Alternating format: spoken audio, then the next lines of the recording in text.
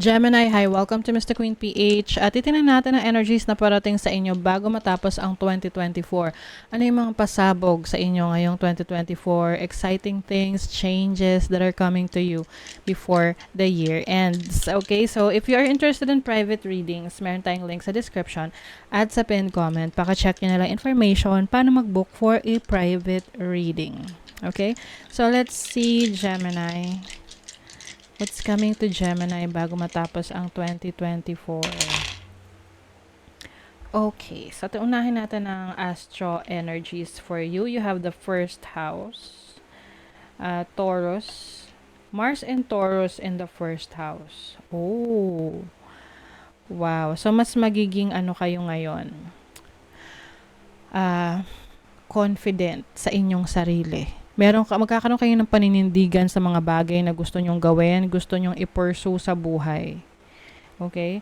Maaring may mga taong pumipigil sa'yo na, kumukontra sa mga plano mo, pero walang makakapigil sa'yo, Gemini. Walang makakapigil sa'yo. Kasi alam mo kung ano yung gusto mo eh. Alam mo kung saan mo gustong dalhin yung anong direksyon mo gustong pumunta. Okay? First house is focusing on yourself. I think you are finally taking care of yourself. Kung dati iniisip mo ibang tao, no? Ngayon, pagtutuunan mo ng pansin yung sarili mo.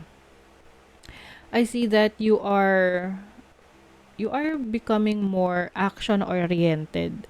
Mars is the planet of action, energy, enthusiasm. So, I think you are going to be enthusiastic sa mga bagay na pwede mo pang ma-acquire.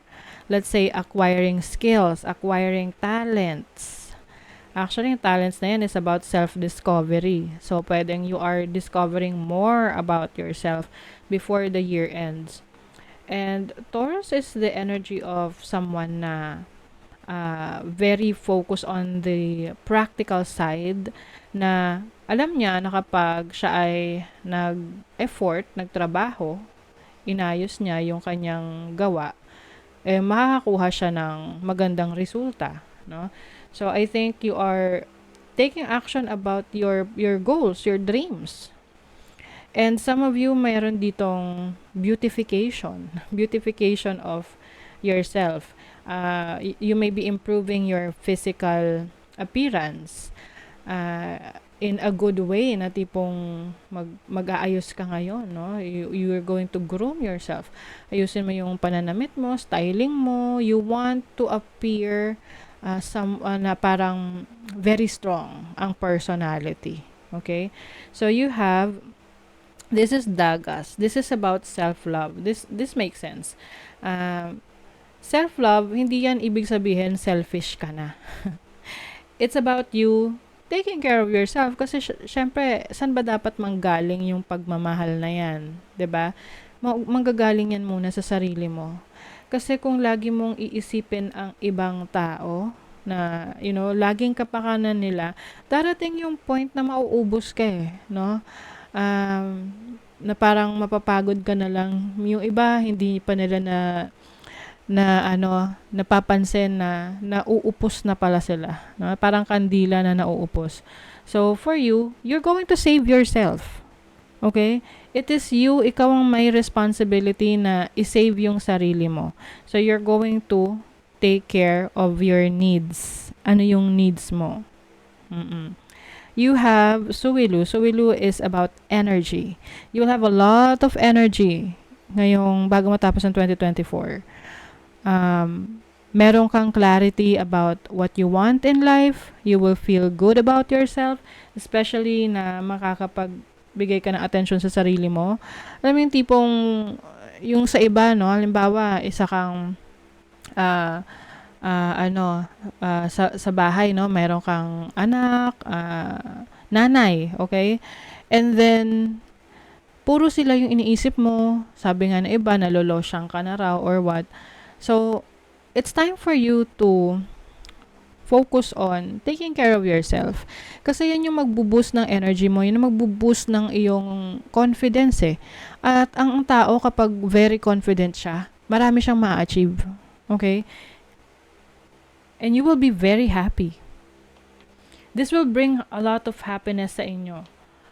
Itong Wunyo. Wunyo is about joy, pleasure, bliss. Okay, Gemini? So, you're going to focus on reviving yourself, bringing back, babalik mo yung sigla mo, ibabalik mo yung galing mo, ibabalik mo yung energy mo, yung inspiration mo. Because you owe it to yourself. Okay? Let's see your overall energy. Let's see, ano pa. For Gemini. Okay. You have the 7 of Cups. There's some confusion in you. May mga times na parang nisip mo, ano ba yung gusto ko sa buhay? Ano ba yung mga, saan ba ako magiging masaya? Ganon. Ano ba yung dapat kong i-pursue? Kasi minsan, meron mga taong nakikialam. Or, yung iba, hindi naman talaga totally nakikialam, but nagsasuggest. 'Di ba sa'yo na, oh, Gemini, ito, subukan mo to, gawin mo to. But at the end of the day, it is you who will make a decision. Okay? Person of water. So, very emotional kayo, I think, bago matapos ang 2024. You might find yourself crying for no reason. Yung parang, actually, you are crying, there is a reason. Bakit ka umiiyak? Yan yung kailangan mo lang na hanapin. Ano yung trigger? Bakit? 'Di ba?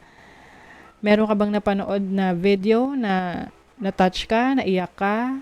Kasi minsan, nakaka-touch lang talaga, lalo na yung mga napapanood natin sa TikTok, sa Reels, or what.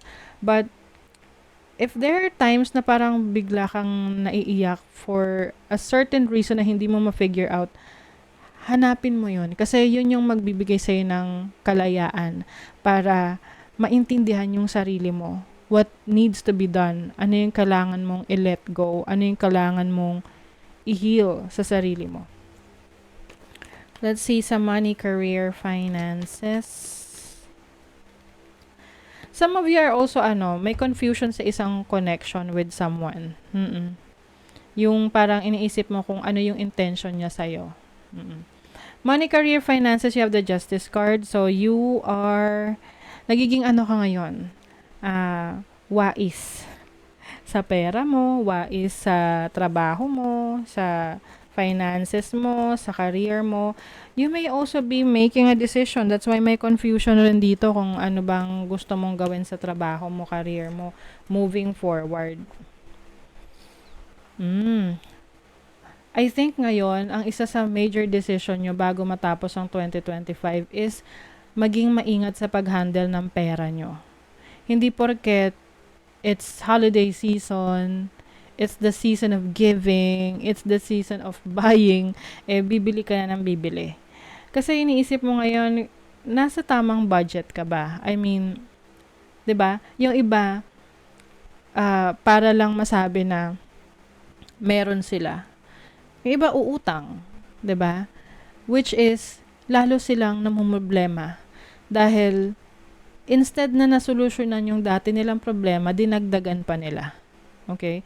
So, ngayong, bago matapos ang taon, magiging wais ka sa pera mo.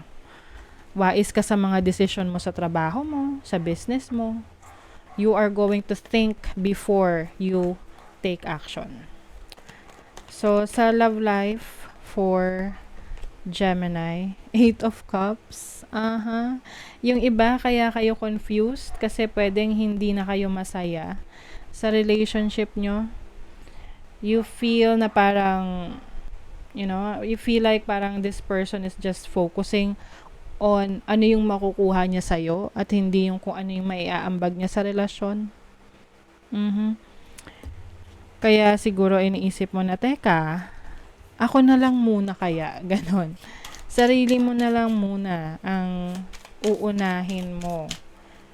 Kasi, yung iba kasi, like, may karelasyon kayo, tapos sanay sila na parang ikaw yung bigay ng bigay sa kanila. Kumbaga, nawawala na ng sense of gratitude sa inyo kasi sanay na sila Feeling nila normal na yun Oo.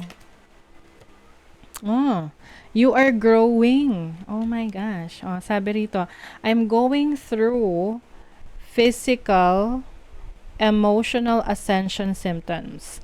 I need space to rest, but from a higher perspective, I'm releasing old energy. See? Gemini, nagkakaroon ka ng clarity. This makes sense kasi itong Suwilo is about illumination, clarity. Okay? You want to be happy. You are finding your happiness. And you realize na finding your happiness is outside of your comfort zone. Kung yung relationship mo ngayon, yung iba kasi feeling nyo wala nang papatol sa inyo, kaya magsistay na lang kayo dyan sa toxic situation.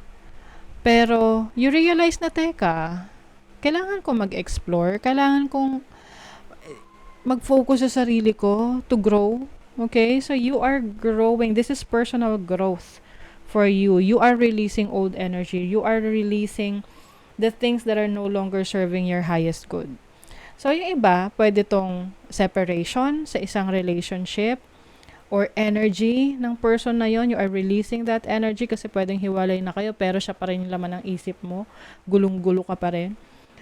Yung iba naman, kahit na nasa relationship kayo and you feel like parang kaya pang ayusin, I think ang ili-let go mo rito is yung unhealthy habits sa relationship. Okay?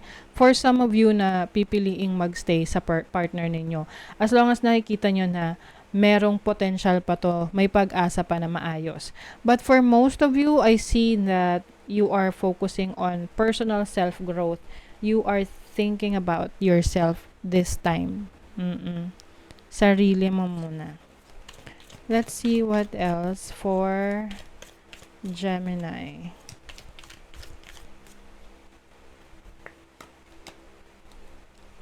Wreath. Sorrow over a loss. Oh, nako. Gemini, meron talagang ili-let go for some of you. There's sadness here, but I think itong sadness na to is hindi siya, parang you are sad dahil may natapos. But you are also excited for a new beginning, for a new experience. Ito naman ay hindi lang sa tao, no? Hindi lang siya loss of a person sa buhay mo. This can be a loss of a job na hindi na in alignment of your destiny, of your purpose. Okay, final message. Focus. You're going to be more focused on what you want bago matapos ang 2024. If you focus on what you don't want, there's a good chance you might get it. So, focus on what you do want instead. 'Di ba? Minsan kasi nagfo-focus tayo sa problema. 'Di ba ayaw natin ng problema? So, we have to focus on the solution para yun yung dumating sa atin. Okay? So, that's what I'm seeing for you. That is your reading, Gemini. Thank you so much. Bye.